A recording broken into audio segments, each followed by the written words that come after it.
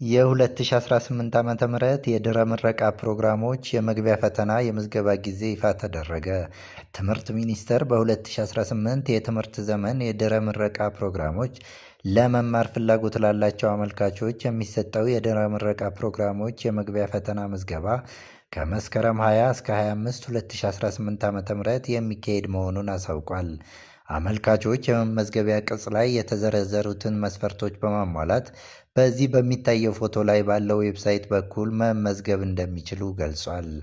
ፈተና የሚሰጥበትን ጊዜ በቀጣይ ይፋ እንደሚያደርግም አመላክቷል።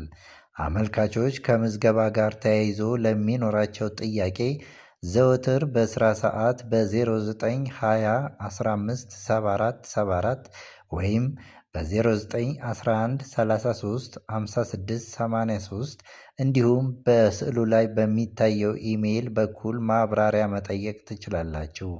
ትምህርት ሚኒስቴር ሁሉም አመልካቾች የብሔራዊ ዲጂታል መታወቂያ ሊኖራቸው እንደሚገባ አሳስቧል። የምዝገባና የአገልግሎት ክፍያ 750 ብር በቴሌ ብር በኩል ብቻ መክፈል እንደሚኖርበት አስገንዝቧል።